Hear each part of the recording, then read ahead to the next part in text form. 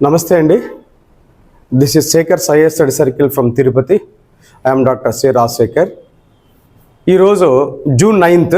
ఈరోజు current affairs ఏమున్నో చూద్దాం మనం ఒకసారి. ఈరోజు మన కరెంట్ అఫైర్స్ ఏమున్నో చూద్దాం ఒకసారి. ఓకే, చూడండి ఇక్కడ జూన్ 9th 2023 మన కరెంట్ అఫైర్స్ ఏమున్నో చూద్దాం. ఇక్కడ మొట్టమొదటి ఏం చెప్తామంటే, ఈరోజు న్యూస్ పేపర్లో ఒక ముఖ్యమైన అంశం ఏంటంటే టీటీడీ అంటే తిరుమల తిరుపతి దేవస్థానం వారు తిరుమల తిరుపతి దేవస్థానం వారు జమ్మూలోని మాజిన్ అనే గ్రామంలో శ్రీ వెంకటేశ్వర స్వామి ఆలయం ప్రారంభించినారు. ఇది 62 ఎకరాల ప్రాంగణంలో ప్రారంభించబడ్డది. ఎన్ని ఎకరాలు? 62 ఎకరాల ప్రాంగణంలో. ఇది ఎక్కడంటే తావీ నది ఒడ్డున నిర్మించబోతున్నారు. ఎక్కడ? తావీ నది ఒడ్డున దీన్ని ఏర్పాటు చేస్తున్నాం. ఇక్కడ మన సూర్యపుత్రి అని చెప్పేసి ఉంటుంది. తావీ నది ఒడ్డున ఈ ఆలయాన్ని ఏర్పాటు చేయబోతున్నారు. అయితే దీని గురించి భారత ప్రధానమంత్రి ఏమన్నాడంటే, ఏక్ భారత్ శ్రేష్ఠ భారత్ స్ఫూర్తిని మరింత పెంచేందుకు ఈ కట్టడము ఉపయోగపడుతుంది భవిష్యత్తులో అని చెప్పేసి ప్రధాని నరేంద్ర మోడీ పేర్కొన్నాడు. ఏమని? ఏక్ భారత్ శ్రేష్ఠ భారత్ స్ఫూర్తిని ఇంకా మరింత పెంచుతుంది ఈ కట్టడం అని చెప్పేసి, వారసత్వ కట్టడంగా మారిపోతుందని చెప్పేసి భారత ప్రధానమంత్రి నరేంద్ర మోడీ పేర్కొనడం జరిగింది. ఈ యొక్క కార్యక్రమంలో జమ్మూ కాశ్మీర్ లెఫ్టినెంట్ గవర్నర్ మనోజ్ సిన్హా, తర్వాత స్థానిక MP Jugal Kishore Sharma, TTD chairman కూడా ఇందులో పాల్గొనడం జరిగింది. ఓకే, తర్వాత మన ఆంధ్రప్రదేశ్లో అంశం ఏంటంటే ఇక్కడ క్లీన్ ఆంధ్రప్రదేశ్లో భాగంగా 36 పురపాలక సంఘాలు మరియు నగర పంచాయతీల్లో 36 పురపాలక సంఘాలు నగర పంచాయతీల్లో చెత్త సేకరణకు సంబంధించిన అంశము. దీని గురించి ఏం చేసినారంటే 516 ఈ ఆటోలను ముఖ్యమంత్రి ప్రారంభించారు. 516 ఈ ఆటోలను జూన్ 8న ప్రారంభించాడు. దీంట్లో ఒక్కొక్క ఆటోకు 4.10 lakhs ఖర్చు అవుతుంది. టోటల్గా వచ్చేసి 21.18 కోట్ల రూపాయలు ప్రభుత్వం దీనిని ఖర్చు చేయడం జరుగుతుంది. ఇక్కడ ఏం చెప్తుందంటే, క్లాప్ అనే ప్రోగ్రాంలో భాగంగా నగర పంచాయతీలు 36 యొక్క నగర పంచాయతీ పురపాలక సంఘాలకు 516 ఈ ఆటోలు ముఖ్యమంత్రి ప్రారంభించారు. దీనివల్ల ఏం జరుగుతుంది అంటే, రాబోయే రోజుల్లో చెత్త రహిత రాష్ట్రంగా సాకారం కానుంది. చెత్త రహిత రాష్ట్రంగా మనకు పేరు రాబోతుంది. ఈ ఆటోలతో చెత్త సేకరిస్తాము, మురుగునీటిని శుద్ధి చేస్తే ప్రాజెక్టులు, వ్యర్థాల నుంచి విద్యుత్తు ఉత్పత్తి చేసే ప్రాజెక్టుల నిర్మాణాలు ప్రారంభమవుతాయి, ఆల్రెడీ ప్రారంభమైనవి చెప్పేసి ఈ సందర్భంగా పేర్కోవడం జరిగింది. ఇక తర్వాత నెక్స్ట్ వచ్చేసి మోస్ట్ ఇంపార్టెంట్ ఏరియా ఏంటంటే, ఆర్బీఐ పరపతి విధాన కమిటీని రిలీజ్ చేసింది. ఆర్బీఐ మానిటరీ పాలసీ కమిటీని ఈ మధ్య ఏర్పాటు చేసుకోవడం జరిగింది. ఏం చెప్పింది అంటే, 2023-24 గాను ఆర్థిక సంవత్సరానికి 2023-24 ఆర్థిక సంవత్సరానికి జీడిపి వృద్ధి రేట్ ఎంత అంటే 6.5% ఉందని చెప్పేసి పేర్కొన్నారు. 6.5% ఉందని పేర్కొన్నారు. అయితే 2022-23లో 7.2 వృద్ధి రేటుతో 7.2 వృద్ధి రేటుతో ప్రపంచంలోనే అత్యంత వేగవంతమైన వృద్ధిని సాధించిన ఆర్థిక వ్యవస్థలో భారతదేశము ఒకటి అని చెప్పేసి ఈ పరపతి విధానంలో పేర్కొన్నారు. అదేవిధంగా 2023-24 సంవత్సరంలో ది రిటైల్ ఇన్ఫ్లేషన్ రిటైల్ ద్రవ్యోల్బణం అంచనా 5.2% నుంచి 5.1% తగ్గిందని చెప్పేసి ఈ పరపతి విధాన కమిటీలు నిర్ణయాలు తీసుకోవడం జరిగింది. ఇదే అంశం ఏం చెప్పినట్టు, కీలక రెపో రేటు 6.5% అని చెప్పేసి పేర్కొన్నారు. కీలక రెపో రేటు 6.5% అని చెప్పేసి పేర్కొన్నారు. అదేవిధంగా ఇక్కడ ఏం చెప్తుందంటే మనకు దీంట్లో the standing deposit facility rate ఎంత? 6.25%. The standing deposit facility rate 6.2%. తర్వాత మార్జినల్ స్టాండింగ్ ఫెసిలిటీ రేట్ వచ్చేసి 6.75% అని చెప్పేసి ఈ విధంగా వాళ్ళు నిర్ణయించడం జరిగింది. అయితే యూపీఐతో పరస్పరము పనిచేసేలా కేంద్ర బ్యాంకు తన డిపాజిట్ కరెన్సీకి క్యూఆర్ కోడ్ తీసుకురావాలని ఆలోచనలో ఉంది. సెంట్రల్ బ్యాంకు యూపీఐతో పరస్పరం పనిచేసేలా కేంద్ర బ్యాంకు తన డిజిటల్ కరెన్సీకి క్యూఆర్ కోడ్ తీసుకురావాలని చెప్పేసి ఆలోచనలో ఉంది అని చెప్పేసి పేర్కొంటాం. ఇది ఆలోచనలో ఉంది అని చెప్పేసి పేర్కొంటాం. ఆ తర్వాత ఇంకేం చెప్తుందంటే విదేశాలలో ఏటీఎంలు పిఓఎస్ మిషన్లతో పాటు ఆన్లైన్ చెల్లింపులు జరుపుకునేందుకు వీలుగా rupee debt, the credit, the prepaid cards విదేశాల్లో జారీ చేయాలని కూడా కేంద్ర బ్యాంకు ఆలోచిస్తుంది. ఎక్కడిది? విదేశాల్లో ఏటీఎంలు పిఓఎస్ మిషన్లతో పాటు ఆన్లైన్ చెల్లింపుల కోసం కొనేందుకు వీలుగా రూపే డెట్, తర్వాత క్రెడిట్ కార్డు, ప్రీపెయిడ్ కార్డ్స్ను కూడా విదేశాల్లో జారీ చేయాలనే ఆలోచన కేంద్ర బ్యాంకుకు ఉంది అని చెప్పేసి పేర్కొంటాం. ఇది ఈ మధ్య జరిగినటువంటి ఆర్బీఐకి సంబంధించినటువంటి పరపతి విధానం అని చెప్తాము. ఆర్బీఐ ఏంటిది? మనకు ఆర్బీఐ గవర్నర్ శక్తికాంత్ దాస్ అని చెప్పేసి పేర్కొంటాం. ఇక్కడ ఇంకేం చెప్తుంది? సెటిల్మెంట్లకు సహకార బ్యాంకులకు అనుమతి ఇచ్చింది. మోసపూరిత ఖాతాలపై సేకరించిన మార్గదర్శకత్వంలో వచ్చినవి విదేశాల్లో వాడుకోవడానికి వీలుగా రూపే కార్డులు ఇస్తుందని చెప్తాము. ఈ మధ్య కాలంలో ఇంకేమన్నదంటే 100 రోజులు 100 పేమెంట్ అనేటువంటి ఒక ప్రోగ్రామ్ను ఆర్బీఐ ప్రారంభించింది. 100 days 100 claims 100 payments. మరి నేను చెప్పుకున్నా కరెంట్ అఫేర్స్లో 100 days 100 payments. ఎవరైతే మొండి బకాయిలు ఉంటాయో ఆ స్కీమ్ కోసం ఏం చేస్తున్నారంటే ఆర్బీఐ వాళ్ళు, నేను చెప్పుకున్నాం కరెంట్ అఫేర్స్లో, ఇది 100 payments 100 days, 100 రోజుల్లో మొండి బకాయిలు ఏవైతున్నాయో అవన్నీ కంప్లీట్ చేయాలని చెప్పేసి ఒక కంపారిజన్ స్టార్ట్ చేసినారని చెప్తాం. ఇక్కడ ఇది ఆర్బీఐ యొక్క పరపతి విధానం అని చెప్పేసి పేర్కొంటాం ఇక్కడ. ఓకే, అది చూడండి. ఇక్కడ డిజిటల్ రూపే క్యూఆర్ కోడ్ ఇక్కడ విదేశాలతో యూపీఐతో పనిచేసేలా ఆన్లైన్ డిజిట్ కానీ, క్రెడిట్ కార్డులు కానీ, డెట్ కానీ, రూపే డెట్ కానివ్వండి, ఇవన్నీ ఏర్పాటు చేసుకునేందుకు యోచన ఉంది అని చెప్పేసి పేర్కొంటాము. కాబట్టి నెలాఖరికల్లా 10 లక్షల మందికి యాక్టివ్ వినియోగదారులకు సంపాదించి ఆర్బీఐ లక్ష్యంగా పెట్టుకున్నది. కాబట్టి సామాజిక మాధ్యమాల్లో ఇది నియంత్రణ చేపట్టే విడిగా ఉండేందుకు ఇది ఆర్బీఐ యొక్క నిర్ణయాలని చెప్పేసి ఇటీవల అయినటువంటి పరపతి విధానం కమిటీ చేసిన నిర్ణయాలని చెప్తాం ఇక్కడ. ఇక తర్వాత ప్రపంచ సుందరి వేదికగా భారత్, ప్రపంచ సుందరి వేదికగా భారత్ అని చెప్పి, ప్రపంచ సుందరి వేదికగా భారత్ దాదాపు 3 దశాబ్దాల తర్వాత, దాదాపు అంటే 27 ఏళ్ల తర్వాత, దాదాపు పర్టికులర్ అయితే 27 సంవత్సరాల తర్వాత, దాదాపు 3 దశాబ్దాల తర్వాత భారతదేశము ప్రపంచ సుందరి పోటీలకు ఆతిథ్యం ఇవ్వబోతుంది. గతంలో ఎప్పుడు పెట్టిందంటే 1996లో భారతదేశము ఈ పోటీలకు ఆతిథ్యం ఇచ్చింది. ఇప్పుడు 71వ ప్రపంచ సుందరి పోటీలు 2023 నవంబర్లో జరగబోతున్నవి. 71వ ప్రపంచ సుందరి పోటీలు నవంబర్లో మన దేశంలో జరగబోతున్నవి. ఇప్పటి వరకు భారతదేశము 6 సార్లు టైటిల్ గెలిచిందని చెప్తాం. ఇప్పుడు భారతదేశ ప్రపంచ సుందరి పోటీల్లో 6 సార్లు టైటిల్ గెలిచిన భారతదేశం అని చెప్పేసి పేర్కొంటాము. అయితే ఏం చెప్తుంది ఇక్కడ? 130 దేశాలు అద్భుతమైనటువంటి నెల రోజుల పాటు విడుదల చేస్తారు. అంటే ఎంతమంది? 130 దేశాలు దీంట్లో పాల్గొంటారండి. ఎంతమంది? 130 దేశాలు దీంట్లో పాల్గొంటారు. తర్వాత వచ్చేసి దీనికి సంబంధించినటువంటి గొప్ప ఆతిథ్యానికి విలువలకు ప్రతిరూపమని అందమైన దేశంలో క్యారియర్ చెందుకు చెప్పేసి ఎవరు గత ఏడాది వచ్చినట్టు కరోలినా పేర్కొన్నదని చెప్తాం ఇక్కడ.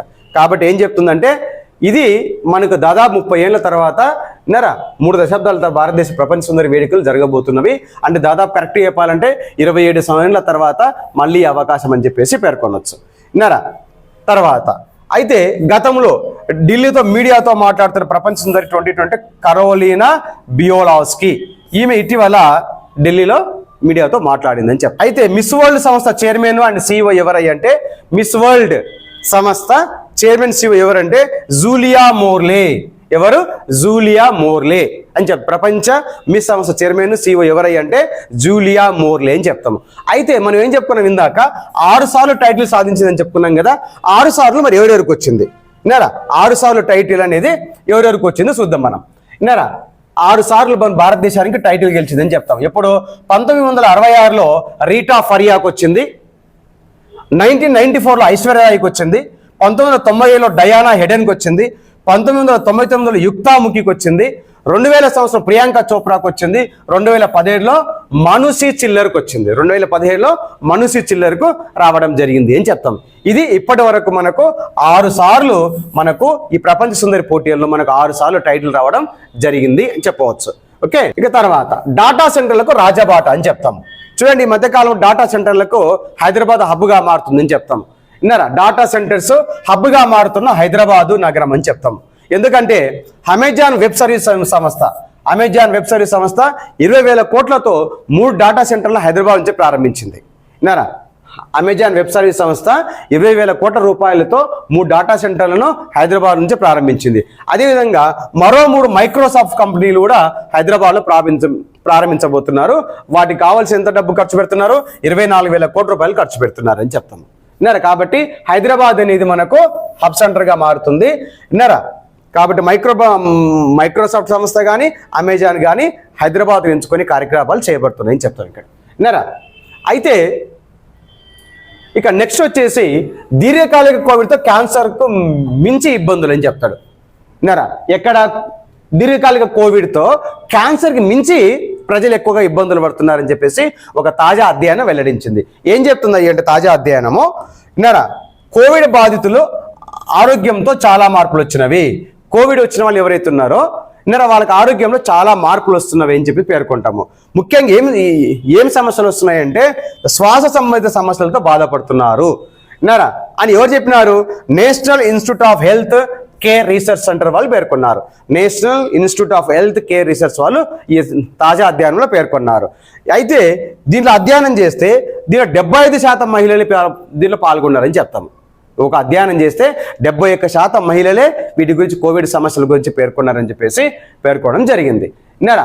ఈ అధ్యయనానికి ఎవరు అధ్యక్షత వహించినారు అంటే హెన్రీ గుడ్ ఫెలో. విన్నారా? ఈ యొక్క తాజా అధ్యయనానికి ఎవరు నాయకత్వం వహించినారంటే హెన్రీ గుడ్ ఫెలో అని చెప్తాము. అయితే ఈ వివరాలు ఒక యాప్లో మొత్తము యాడ్ చేసినారు. వారిలో 90% మంది 18 ఏళ్ళ నుంచి 65 ఏళ్ళ వరకు. విన్నారా? తర్వాత మరోవైపు 71% మంది మహిళలే కావడము ది యాప్లో ఈ మహిళలు నమోదు చేసుకొని వారి వివరాలు చెప్పడం జరిగిందని చెప్తాం. అంటే కోవిడ్ బాధితులకు ఇంకా ఆరోగ్యం చాలా మార్పులు వస్తున్నవి, క్యాన్సర్ కంటే ఎక్కువగా ఇబ్బందులు పాలవుతున్నారని చెప్పేసి ఒక తాజా అధ్యయనం ఏదది national institute of health care research వాళ్ళు పేర్కొన్నారు. దీనిలో 71% మహిళలే నమోదైనారని చెప్పేసి చెప్పవచ్చు. ఇక తర్వాత మోస్ట్ ఇంపార్టెంట్, దీని గురించి ఆల్రెడీ గ్రూప్లో మార్నింగ్ పెట్టానండి. మన వాట్సాప్ గ్రూప్లో మార్నింగ్ పెట్టాను దీని గురించి. ఇక్కడ ఏం చెప్తుందంటే మనకు Amrit Dharohar and MISHTI schemes, Amrit Dharohar and MISHTI schemes వీటిని భారత ప్రధానమంత్రి ప్రారంభించాడు. 2 స్కీమ్స్ను భారత ప్రధానమంత్రి ఇటీవల ప్రారంభించినాడు. అమృత్ ధారోహర్ ఏంటి అంటే చిత్తడి నేలను పూర్తిగా సద్వినియోగం చేసుకోవడము, వెట్లాండ్స్ వాటిని కరెక్ట్గా ప్రాపర్గా మనం వినియోగించుకోవాలా. ప్లస్ ఇంకేం చెప్తుంది? జీవ వైవిధ్యం పెంపొందించుకోవాలా, బయోడైవర్సిటీ మనము ఎంకరేజ్ చేయాలి. ఈ పథకం అనేది 3 ఏళ్ల పాటు అమల్లో ఉంటుంది. ఈ స్కీమ్ వచ్చేసి 3 ఏళ్ల పాటు అమల్లో ఉంటుంది. దీన్ని 2023-24 బడ్జెట్లో ప్రవేశపెట్టడం జరిగింది. తర్వాత ఏంటిది? మిస్టీ పథకం అని చెప్పేసి దీనికి ముఖ్య ఉద్దేశం ఏంటంటే తీర ప్రాంతాల వెంబడి ఉన్నటువంటి మడ అడవులను పెంపొందించాలా, కోస్టల్ ఏరియాలో ఉన్నటువంటి మడ అడవులను మ్యాంగ్రూవ్స్ను మనం పెంపొందించాలని చెప్పేసి ఈ స్కీమ్ యొక్క ముఖ్య ఉద్దేశము. దీని గురించి మార్నింగ్ గ్రూప్లో పెట్టినానంటే వాట్సాప్ గ్రూప్లో పెట్టినాను మనకు. ఇదేం చెప్తుందంటే MISHTI scheme mangroves initiative shoreline habitats tangible incomes, దానికి అబ్రివేషన్ అన్ని కలిపితే మిస్టీ అని చెప్పేసి పేర్కొంటాము. మరి ఎందుకోసం అంటే ఇక్కడ మడ అడవులు, ఇక్కడ ఏం చెప్తాం? Mangroves plantation along with coastal line and salt pan islands అని చెప్తాము. ఇంకా తర్వాత అమృత్ ధారోహర్ల scheme encourage optimal use of wetlands, అంటే చిత్తడి నేలలను సాధ్యమైనంత వరకు సద్వినియోగం చేసుకోవాలి. ఎన్హాన్స్ ద బయోడైవర్సిటీ, జీవ వైవిధ్యం డెవలప్ చేసుకోవాలా. Carbon stock eco tourism opportunities, అంటే ఎకో టూరిజం అవకాశాలను పెంపొందించుకునేందుకు ఈ యొక్క స్కీమ్ ద్వారా మనకు ఉపయోగపడుతుందని చెప్పేసి ఈ స్కీమ్ ఏర్పాటు చేయడం జరిగింది. అంటే దీని ముఖ్య ఉద్దేశం ఏంటంటే ఒకటి ఎంకరేజ్ ఆప్టిమల్ యూజ్ ఆఫ్ వెట్లా, అంటే చిత్తడి నేలను బాగా ఉపయోగించుకోవాలి. ఒకటి ఎన్హాన్స్ బయోడైవర్సిటీ, జీవ వైవిధ్యాన్ని పెంపొందించుకోవాలా. కార్బన్ స్టాక్ ఎకో టూరిజం ఆపర్చునిటీని పెంచుకోవాలా. ఈ 2 స్కీమ్స్ యొక్క ముఖ్య ఉద్దేశం అని చెప్పేసి పేర్కొంటాం. Very very important. Protecting our wetlands and mangroves, ఈ 2 స్కీమ్స్ దీనికి సంబంధించి. ఇక తర్వాత వచ్చేసి ఇటీవల కాలంలో అంటే ఏంటిది ఇక్కడ made in India, France UAE, India France United Arab Emirates ఈ 3 దేశాలు గెలిపోయిందంటే మారిటైమ్ పార్ట్నర్షిప్లో ఎక్సర్సైజ్ ప్రారంభించినవి, సముద్ర తీర ప్రాంతంలో విన్యాసాలు ప్రారంభించినవి. అయితే ఇది ఏం చేస్తుంది అంటే భారతదేశము, ఫ్రాన్స్ మరియు యునైటెడ్ అరబ్ ఎమిరేట్స్ యొక్క మొదటి ఎడిషన్, ఫస్ట్ ఎడిషన్ ఏది, సముద్ర భాగస్వామ్య వ్యాయామం. విన్నారా? అంటే maritime partnership exercise, maritime partnership exercise ను ఇటీవల కాలంలో స్టార్ట్ చేసినవి అని చెప్తాము. ఎక్కడ స్టార్ట్ అయినవి? June 7, 2023లో స్టార్ట్ అయినవి. ఎక్కడ స్టార్ట్ అయినవి? గల్ఫ్ ఆఫ్ ఓమన్ లో స్టార్ట్ అయినవి. ఎక్కడ? గల్ఫ్ ఆఫ్ ఓమన్ లో స్టార్ట్ అయినవి. దీంట్లో ఎవరెవరు పాల్గొన్నారు అంటే INS తర్కాష్ పాల్గొన్నది, French ship Surcouf 2, French ship ఏది, సర్కాఫ్ 2 సమగ్ర హెలికాప్టర్లు, ఫ్రెంచ్ రాఫెల్ ఎయిర్ క్రాఫ్ట్ మరియు UAE నేవీ మారిటైమ్ పెట్రోల్ ఎయిర్ క్రాఫ్ట్లు. ఈ 3 దేశాల నుంచి 3 ఎయిర్ క్రాఫ్ట్లు ఈ యొక్క ఎక్సర్సైజ్ లో పాల్గొన్నవి అని చెప్తాం. మరి వీటి యొక్క ముఖ్య ఉద్దేశం ఏంటి, ఎందుకు అంటే 3 నౌకాదళాలు త్రైమాసిక సహకారాన్ని పెంపొందించడము. అంటే 3 దేశాలు ఈ మారిటైమ్ సముద్ర తీరంలో ఉండే అంశాల గురించి వాటి సహకారాన్ని పెంపొందించుకునేందుకు ఒక కారణం. ప్లస్ సముద్ర వాతావరణంలో సాంప్రదాయ మరియు సాంప్రదాయేతర బెదిరింపులు, ట్రెడిషనల్ నాన్ ట్రెడిషనల్ థ్రెట్స్ ఉన్నాయి కాబట్టి వాటిని పరిష్కరించేందుకు ఈ ఎక్సర్సైజ్ పనికొస్తుందని చెప్పేసి ఈ యొక్క 3 దేశాలు కలిపి ఎక్సర్సైజ్ ను గల్ఫ్ ఆఫ్ ఓమన్ దగ్గర ప్రారంభమైనవి. కాబట్టి ఇంకేం చెప్తుందంటే ఈ ప్రాంతంలో అధిక సముద్రాలలో వాణిజ్య నావిగేషన్ స్వేచ్ఛ, ఫ్రీ ట్రేడ్ ప్లస్ నావిగేషన్ స్వేచ్ఛగా ఉండేందుకు ఉపయోగపడుతుందని చెప్పేసి ఈ 3 దేశాలు ఏవి, ఇండియా, ఫ్రాన్స్, UAE కలిపేసి ఏం చేస్తున్నాయంటే మనకు నావిగేషన్ సంబంధించిన ఎక్సర్సైజ్ను ప్రారంభించినవి అని చెప్తాం ఇక్కడ. విన్నారా? ఇది దానికి సంబంధించింది. ఇక నెక్స్ట్ వచ్చేసి విన్నారా, first round table meeting India and New Zealand మధ్య మొదటి రౌండ్ ఉమ్మడి సమావేశం జరిగింది. ఏ దేశానికి? భారత్కు, న్యూజిలాండ్కు. ఏం చెప్తుంది అయ్యా అంటే ఇక్కడ మనకు చూడండి, ఇక్కడ మనకి ఎప్పుడు జరిగింది? ఇది న్యూఢిల్లీలో జరిగింది. ఎక్కడ జరిగింది? న్యూఢిల్లీలో జరిగింది. ఎవరెవరు పాల్గొన్నారు ఈ సమావేశానికి? భారత ప్రభుత్వ వాణిజ్య శాఖ అదనపు కార్యదర్శి రాజేష్ అగర్వాల్, మరి భారతదేశంలోని New Zealand high commissioner Shri David Fine ఇద్దరు కలిసి భారత్, న్యూజిలాండ్ మధ్య ఏ ఒప్పందాలపై చర్చించుకోవడం జరిగిందంటే, ఒకటి UPI వ్యవస్థ, డిజిటల్ కరెన్సీ కోసము, దెన్ కార్బన్ క్రెడిట్, కివీ పండ్లపై ప్రత్యేక ప్యాకేజీ ప్రతిపాదన, ట్రాన్స్షిప్మెంట్ హబ్, సాంకేతిక సహకారము, వర్క్ వీసా, బ్యాంకింగ్ సహకారం, ఈ అనేక అంశాలు అంటే ఎన్ని? 1, 2, 3, 4, 5, 6 రంగాలపై మొదటి రౌండ్లో భారత్, న్యూజిలాండ్ ఒక ఒప్పందానికి వచ్చినవి చెప్తాం. ఒకటి UPI వ్యవస్థ, కార్బన్ క్రెడిట్, కివీ పండ్లపై స్పెషల్ ప్యాకేజ్, ట్రాన్స్షిప్మెంట్, సాంకేతిక సహకారము, వర్క్ వీసా మరియు బ్యాంకింగ్ సహకారంలో ఉన్నటువంటి అంశాలపై ప్రతిపాదనలు తెచ్చి 2 దేశాల మధ్య ఒప్పందాలు జరగాలని చెప్పేసి మొదటి రౌండ్లో ఈ సమావేశం చర్చించుకున్నారని చెప్తాం. ఎవరెవరు? భారతదేశము, న్యూజిలాండ్ దేశాలని చెప్పేసి పేర్కొంటాం. భారతదేశము, న్యూజిలాండ్. ఇక నెక్స్ట్ వచ్చేసి ఆడుదాం ఆంధ్ర కార్యక్రమం. ఏది? ఆడుదాం ఆంధ్ర కార్యక్రమము 2023-24 ఆడుదాం ఆంధ్రప్రదేశ్ సంబంధించి. ఈ పోటీలు ఏంటి అంటే గ్రామ స్థాయి నుంచి రాష్ట్ర స్థాయి వరకు జరుగుతాయి. గ్రామ స్థాయి నుంచి రాష్ట్ర స్థాయి వరకు ఈ పోటీలు జరుగుతాయి. ఎన్ని విడతలుగా? 5 విడతలుగా భారీగా ఈ యొక్క క్రీడలు జరుగుతాయి. 5 ఫేసెస్ గా 49 రోజుల పాటు నిర్వహిస్తారు.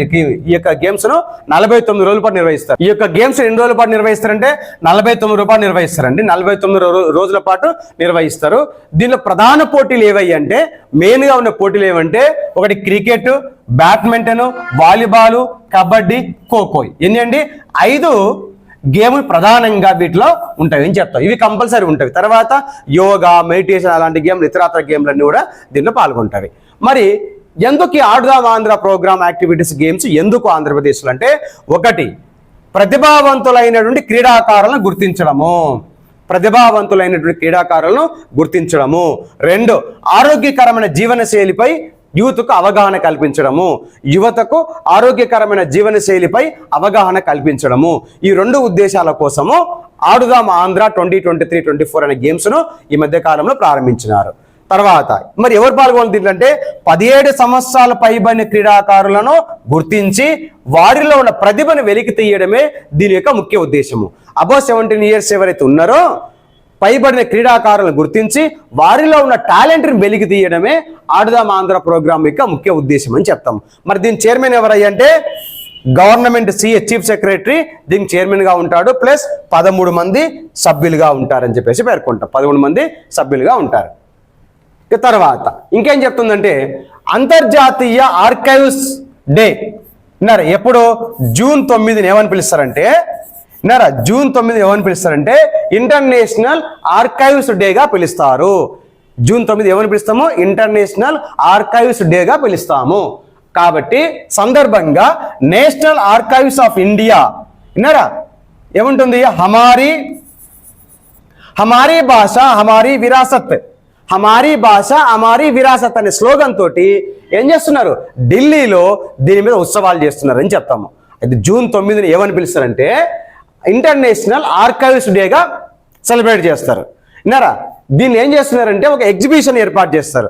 దానికి స్లోగన్ ఏంటి అంటే హమారీ భాష హమారీ విరాసత్ అనే ఎగ్జిబిషన్ను ఎవరు దీన్ని ప్రారంభిస్తున్నారంటే ఎవరు? శ్రీమతి మీనాకాశి లేఖి. ఈమె ఈ రోజు సందర్భంగా దీన్ని ప్రారంభిస్తున్నారు. National archives of India June 9, 2023 అంతర్జాతీయ ఆర్కైవ్స్ డేను జరుపుకుంటున్నారు. విన్నారా ఈ సందర్భంగా ఆజాదీ కా అమృతోత్సవ్లో భాగంగా విన్నారా హమారీ భాష హమారీ విరాసత్ పేరుతో ఒక ఎగ్జిబిషన్ ప్రదర్శించబోతున్నారు. హమారీ భాష హమారీ విరాసత్ పేరుతో ఒక ఎగ్జిబిషన్ ప్రదర్శించబోతున్నారు. అయితే ఎవరు ఇక్కడ ఈ రోజు ప్రారంభించినారు? ఎప్పుడు? భారత ప్రభుత్వ సాంస్కృతిక శాఖ సహాయ మంత్రి శ్రీమతి మీనాకాశి లేఖి జూన్ 9 ఈ రోజున విన్నారా ఉదయం 10 గంటలకు ప్రారంభించనున్నారు. విన్నారా ఈ ఎగ్జిబిషన్ ఆర్కైవల్ రిపోజిటరీ యొక్క వార్షికోత్సవాల నుంచి బీచ్ పార్క్ గిల్లెట్ విన్నారా తర్వాత ఫిలసాఫికల్ సూత్రము, రామాయణము, శ్రీమద్ మహాభగవద్గీత ఇలాంటివన్నీ కూడా ఎగ్జిబిషన్లో పెడతారు.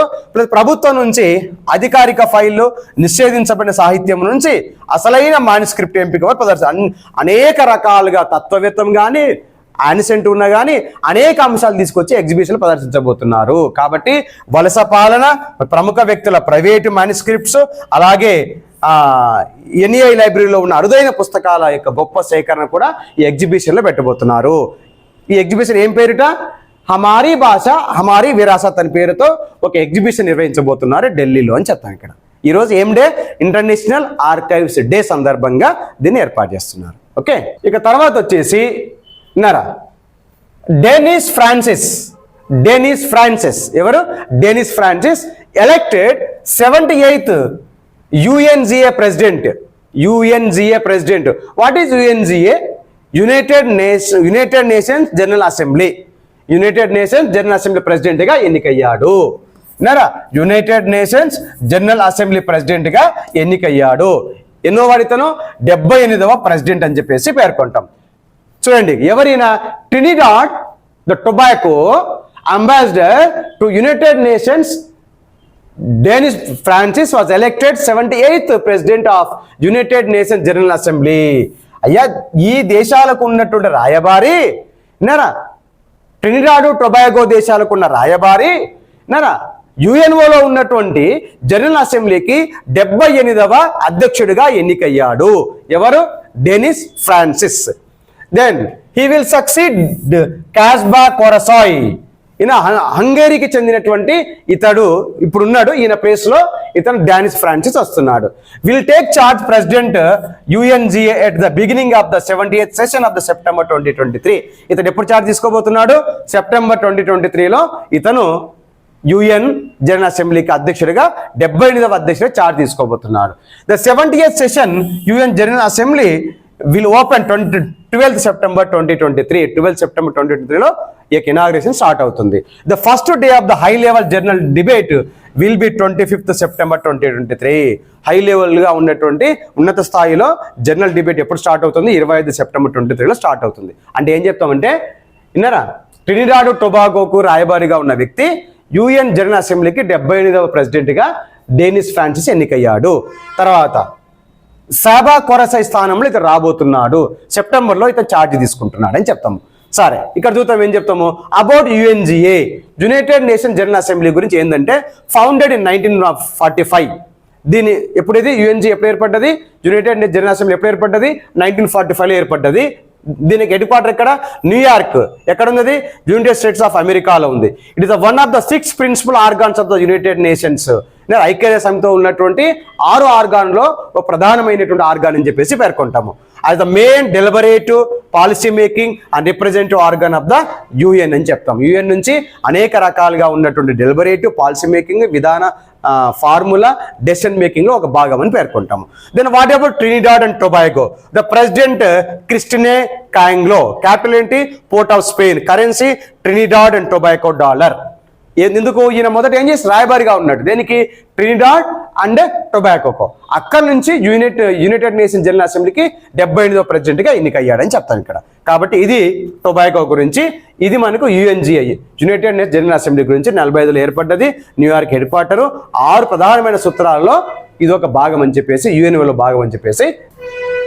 తర్వాత నెక్స్ట్ ఏంటంటే ఇంకో 2 అంశాలు ఏంటంటే the retired bureaucrats, retired civil servant. ఎక్కడ? కేరళకు చెందినటువంటి సివిల్ సర్వెంట్. ఎవరు? Retired bureaucrats PV Valsala Govindakutty. Valsala Govindakutty who was actively involved drafting the Copyright Amendment Act 1999. Most important copyright amendment act 1990 అనేది. దాన్ని రూపకర్త అయినటువంటి సివిల్ సర్వెంట్ ఎవరు? పివి వల్సల గోవిందన్ శెట్టి ఇటీవల మరణించడం జరిగింది. Passed away the Thrissur in Kerala. ఎందుకయ్యా అంటే కాపీరైట్ చట్టం చేయడం ప్రముఖ పాత్ర వహించిన వ్యక్తి అని చెప్పేసి పేర్కొంటాం. ఇతను retired civil servant, retired bureaucrat అని చెప్పేసి పేర్కొంటాము. ఇంకా అదే విధంగా నెక్స్ట్ కరెంట్ అఫైర్స్ ఏంటంటే the geological survey of India, GSI. ఇది 1851లో ఏర్పాటు చేసినారు. ఇటీవల దీనికి ఏం చేసినారంటే నూతన డైరెక్టర్ జనరల్ నియమించినారు. జిఎస్ఐకి నూతన డైరెక్టర్ జనరల్. ఎవరు అతను? జనార్దన్ ప్రసాద్ అని చెప్తాం. ఏం పేరు? జనార్దన్ ప్రసాద్. మరి జిఎస్ఐ ఎప్పుడు ఏర్పడ్డదంటే 1851లో ఏర్పడ్డది. దాని హెడ్ క్వార్టర్ వచ్చి కలకత్తాలో ఉంది. ఇది ఏ మంత్రిత్వ శాఖ కిందకి వస్తుందంటే under ministry of the mines కిందకి వస్తుంది. Under ministry of the mines కిందకి వస్తుంది. దీని గురించి మన వీడియోలో యూట్యూబ్ ఛానల్లో ఉంది, మళ్ళొకసారి చూసుకోవచ్చు. జిఎస్ఐ గురించి విపులంగా ఉంది. తర్వాత మూతా మిస్ సెల్వి. ఈమె ఏంటి ఇక్కడ? మరి ఈమె ఎందుకు వార్తల్లో ఉంది అంటే ఎవరెస్ట్ పర్వతాన్ని అధిరోహించినటువంటి తమిళనాడుకు చెందిన మొట్టమొదటి మహిళ. ఎవరెస్ట్ పర్వతాన్ని అధిరోహించినటువంటి తమిళనాడుకు చెందినటువంటి మొట్టమొదటి మహిళ ఎవరయ్యంటే మూతా మిస్ సెల్వి అని చెప్తాం ఇక్కడ. ఎన్ని రోజుల్లో ఎక్కింది అంటే 56 రోజుల్లో అధిరోహించింది. ఎన్ని రోజుల్లో? 56 డేస్లో అధిరోహించింది. ప్లస్ దీనికోసం ప్రభుత్వం ఏం వేసిందంటే బహుమానంగా ప్రభుత్వము 26 లక్షల రూపాయల బహుమానంగా 25 lakhs క్యాష్ను ఆమెకు బహుమానంగా ఇవ్వడం జరిగింది. ఇది జూన్ 9th ఉన్నటువంటి కరెంట్ అఫైర్స్ అని చెప్పేసి పేర్కొంటారు. ఇంకా తర్వాత ఏంటంటే ఇప్పుడు మా గ్రూప్ 2 నోటిఫికేషన్ వస్తుంది కాబట్టి మేము ఏం చేస్తున్నాం అయ్యా అంటే ఇక్కడ ఏపీఎస్సి గ్రూప్ 2 ప్రిలిమ్స్కు ఏవైతే క్వాలిఫై కావాలనుకున్నారో, గ్రూప్ 2 జాబ్ రావాలనుకుంటున్నారో మేము ఏం చేస్తున్నామంటే ఇక్కడ మెంటర్షిప్ ఏర్పాటు చేస్తున్నాము. 2nd బ్యాచ్ స్టార్ట్ అవుతుంది. ఆల్రెడీ స్టార్ట్ అయిందండి. దీంట్లో ఏముంటుందంటే పీడిఎఫ్ ఉంటుంది ప్లస్ టెస్ట్లు ఉంటుంది. రోజు ఒక టార్గెట్ ఇస్తాము, దాని గురించి మీరు టెస్ట్ రాయాలి. అలాగా మొత్తం 100 days ఉంటుంది. ప్రిలిమ్స్ ప్లస్ మెయిన్స్ సంబంధించి ఉంటుంది. ఇక్కడ మాత్రం ప్రిలిమ్స్కే చెప్తున్నాము. దీన్ని కానీ మీరు ఏం చేయాలి? ఓన్లీ ఫర్ ప్రిలిమ్స్కి అయితే 999 పే చేయాలా.